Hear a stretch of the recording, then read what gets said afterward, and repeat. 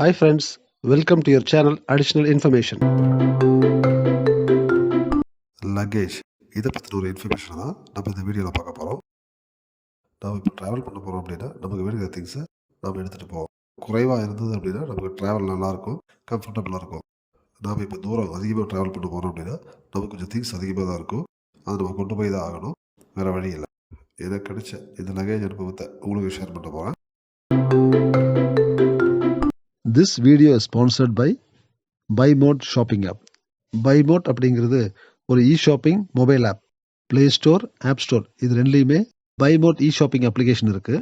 டிஸ்கிரிப்ஷனில் லிங்க் கொடுத்துருக்கேன், அதை யூஸ் பண்ணி மொபைலில் இன்ஸ்டால் பண்ணிக்கலாம். வாங்க வீடியோக்குள்ளே போகலாம்.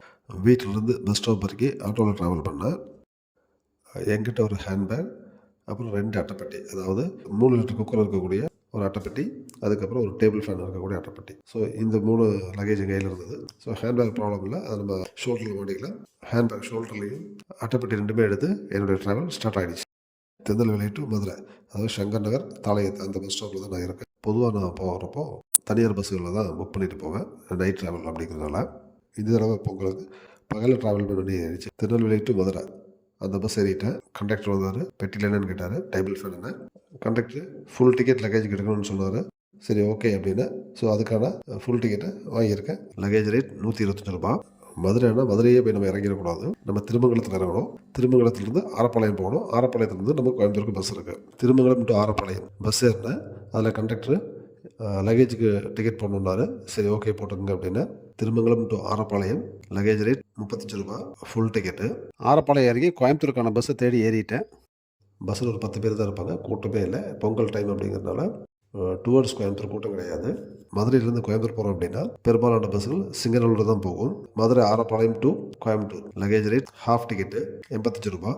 சிங்கநல்லூர்லேருந்து காந்திபுரம் பஸ் ஸ்டாண்டுக்கு பஸ் ஏறினேன். அந்த பஸ்லையும் கண்டக்டர் லக்கேஜ் போடுங்கன்னாரு. இந்த தடவை 2 லக்கேஜ் போடணும்னு சொன்னார். சின்ன பாக்ஸு, பெரிய பாக்ஸ், இது 2க்குமே சேர்ந்து லக்கேஜ் போட சொன்னார். சரி ஓகேன்ட்டு இப்போ நீங்கள் பார்க்குறது லக்கேஜ் டிக்கெட் மட்டும்தான். பஸ் ஃபேர் டிக்கெட்டை செக்கிங் இன்ஸ்பெக்டர் வாங்கிட்டாரு. சிங்கநல்லூர் டு காந்திபுரம் 2 லக்கேஜ், ஒரு லக்கேஜுக்கு 11 ரூபாய். அரசாங்க பேருந்தில் லக்கேஜ் கட்டணம் எவ்வளவு நாம் செலுத்தணும் அப்படிங்கிறதுக்கான தகவல் தான் இந்த பதிவு. ஹாய் ஃப்ரெண்ட்ஸ், உங்களுக்கு ஏதாவது இந்த மாதிரியான வித்தியாசமான ட்ராவல் அனுபவம் இருந்தது அப்படின்னா ஷேர் பண்ணுங்கள். This video is sponsored by BuyMode shopping app. BuyMode அப்படிங்கிறது ஒரு e shopping mobile app. Play store, app store இது ரெண்டுலேயுமே BuyMode இ-ஷாப்பிங் அப்ளிகேஷன் இருக்குது. டிஸ்கிரிப்ஷனில் லிங்க் கொடுத்துருக்கேன், அதை யூஸ் பண்ணி மொபைலில் இன்ஸ்டால் பண்ணிக்கலாம்.